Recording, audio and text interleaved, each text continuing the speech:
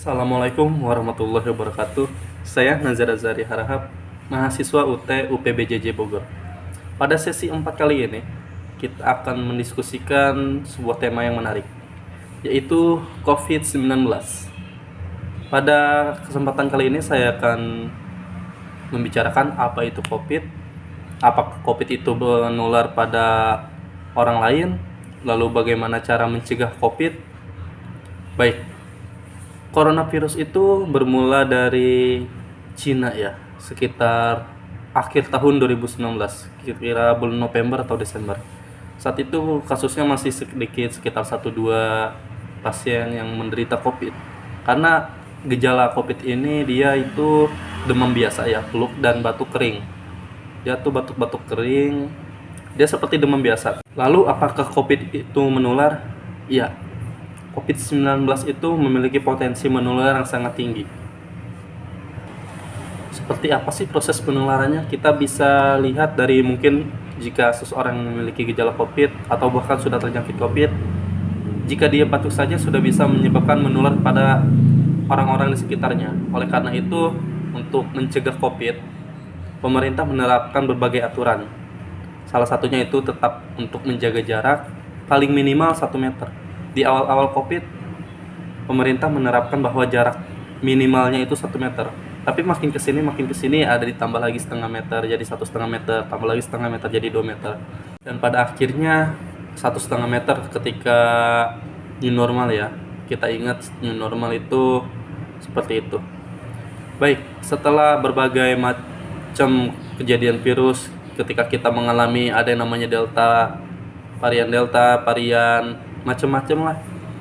Akhirnya kita sampai pada masa vaksinasi sebagai langkah pemerintah untuk mencegah coronavirus ini lebih lebih berbahaya, lebih buruk lagi dampaknya bagi masyarakat. Sebagai bentuk pencegahan, tentu vaksin tidak seutuhnya atau tidak 100% benar-benar mencegah kita ya. Karena vaksin itu berfungsi untuk meningkatkan imun tubuh kita, membuat kita lebih lebih kebal lagi dalam menghadapi virus. Jadi cara kerja dari vaksin itu dia sebagai tentara di dalam tubuh kita ketika virus itu masuk. Nah, vaksin-vaksin inilah yang akan menghadapi virus itu. Jadi jika jumlah si vaksin ini lebih kuat, maka virus itu akan kalah. Seperti itu. Jika kita berbicara tentang coronavirus, banyak hal menarik ya. Lalu dampaknya bagi bangsa Indonesia itu apa? Banyak sekali, terutama dari segi ekonomi ya. Ketika kita pertama kali mendengar kabar bahwa ada COVID di Depok itu, yang awal-awal Maret 2020 itu, pemerintah langsung mengumumkan bahwa akan adanya social distancing.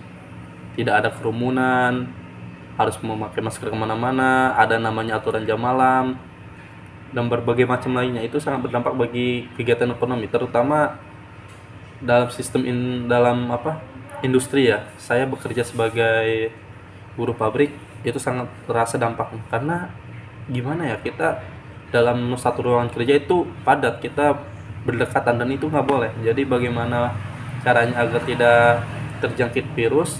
Kita harus dijarak, alias kita harus di off. Kita silih berganti bekerja, dan ketika kita bekerja itu dalam 1 minggu tidak full. Kita dalam 1 minggu 5 hari, Senin sampai Jumat, kita akan digilir, kita hanya kebagian 2 hari.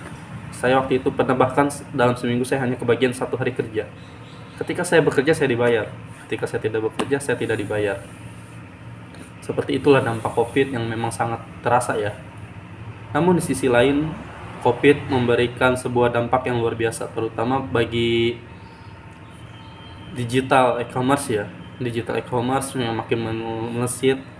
Para pebisnis juga yang mulai menjajakan barang dagangannya di online shop, seperti saya juga.